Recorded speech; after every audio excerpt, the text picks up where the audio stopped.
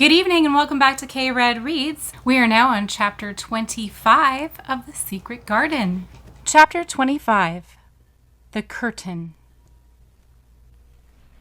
And the secret garden bloomed and bloomed, and every morning revealed new miracles. In the robin's nest there were eggs, and the robin's mate sat upon them, keeping them warm with her feathery little breast and careful wings. At first she was very nervous, and the robin himself was indignantly watchful. Even Dickon did not go near the close-grown corner in those days, but waited until by the quiet working of some mysterious spell he seemed to have conveyed to the soul of the little pair that in the garden there was nothing which was not quite like themselves, nothing which did not understand the wonderfulness of what was happening to them, the immense, tender, terrible, heartbreaking beauty and solemnity of eggs. If there had been one person in that garden who had not known through all his or her innermost being that if an egg were taken away or hurt, the whole world would whirl round and crash through space and come to an end, if there had been even one who did not feel it and act accordingly, there could have been no happiness even in that golden springtime air. But they all knew it and felt it, and the robin and his mate knew they knew it. At first the robin watched Mary and Colin with sharp anxiety. For some mysterious reason he knew he need not watch Dickon. The first moment he set his dew-bright black eye on Dickon, he knew he was not a stranger, but a sort of robin without beak or feathers. He could speak robin, which is quite a distinct language, not to be mistaken for any other. To speak robin to a robin is like speaking French to a Frenchman. Dickon always spoke it to the robin himself, so the queer gibberish he used when he spoke to humans did not matter in the least. The robin thought he spoke this gibberish to them because they were not intelligent enough to understand feathered speech. His movements were also robin. They never startled one by being sudden enough to seem dangerous or threatening. Any robin could understand Dickon, so his presence was not even disturbing. But at the outset it seemed necessary to be on guard against the other two. In the first place, the boy creature did not come into the garden on his legs. He was pushed in on a thing with wheels, and the skins of wild animals were thrown over him. That, in itself, was doubtful.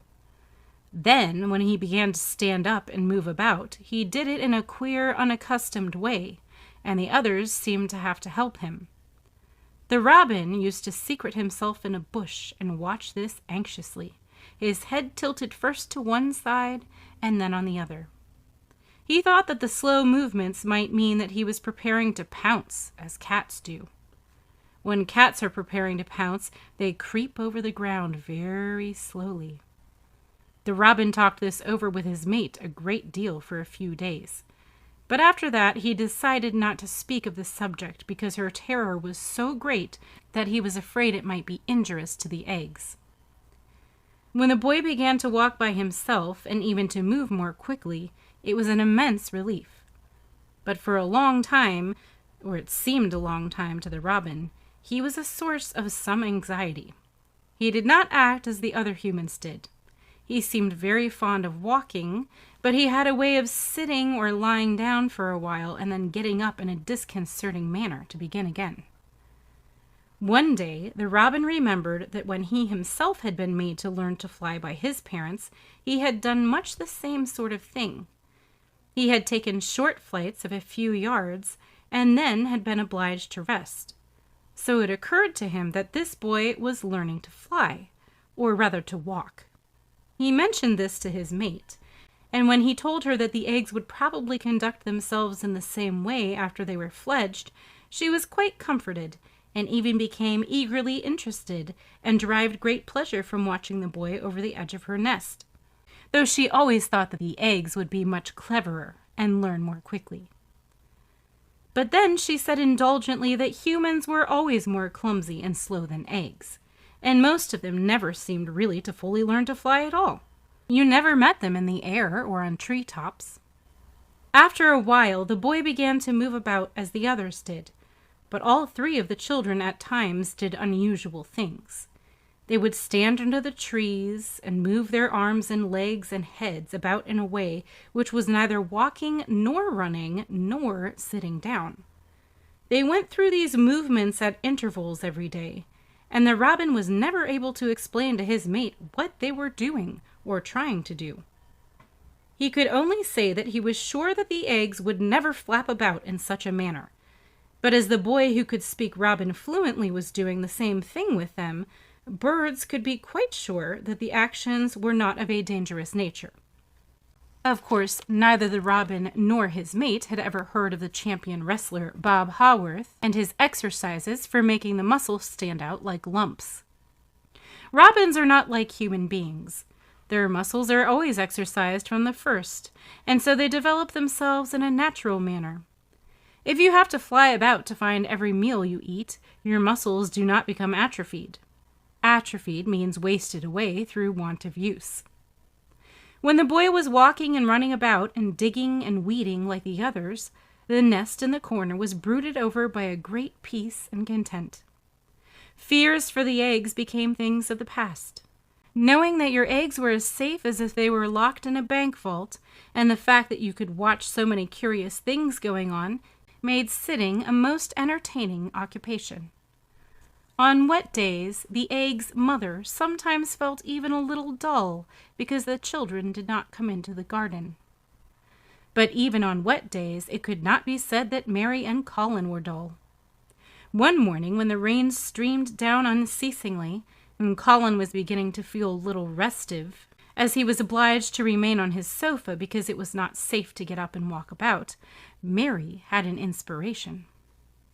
"Now that I am a real boy," Colin had said, "my legs and arms and all my body are so full of magic that I can't keep them still. They want to be doing things all the time. Do you know that when I waken in the morning, Mary, when it's quite early and the birds are just shouting outside, and everything seems just shouting for joy, even the trees and things we can't really hear, I feel as if I must jump out of bed and shout myself. And if I did it, just think what would happen." Mary giggled inordinately. "The nurse would come running, and Mrs. Medlock would come running, and they would be sure you had gone crazy, and they'd send for the doctor," she said. Colin giggled himself. He could see how they would all look, how horrified by his outbreak, and how amazed to see him standing upright. "I wish my father would come home," he said. "I want to tell him myself. I'm always thinking about it, but we couldn't go on like this much longer. I can't stand lying still and pretending, and besides, I look too different. I wish it wasn't raining today." It was then Mistress Mary had her inspiration. "Colin," she began mysteriously, "do you know how many rooms there are in this house?" "About 1,000, I suppose," he answered. "There's about 100 no one ever goes into," said Mary. "And one rainy day I went and looked into ever so many of them. No one ever knew, though Mrs. Medlock nearly found me out. I lost my way when I was coming back, and I stopped at the end of your corridor. That was the second time I heard you crying." Colin started up on his sofa. 100 rooms no one goes into," he said. "It sounds almost like a secret garden. Suppose we go and look at them. You could wheel me in my chair, and nobody would know where we went." "That's what I was thinking," said Mary. "No one would dare to follow us. There are galleries where you could run. We could do our exercises. There is a little Indian room where there is a cabinet full of ivory elephants. There are all sorts of rooms." "Ring the bell," said Colin. When the nurse came in, he gave his orders. "I want my chair," he said. "Miss Mary and I are going to look the part of the house which is not used. John can push me as far as the picture gallery, because there are some stairs. Then he must go away and leave us alone until I send for him again." Rainy days lost their terrors that morning. When the footman had wheeled the chair into the picture gallery and left the two together in obedience to orders, Colin and Mary looked at each other delighted. As soon as Mary had made sure that John was really on his way back to his own quarters below stairs, Colin got out of his chair.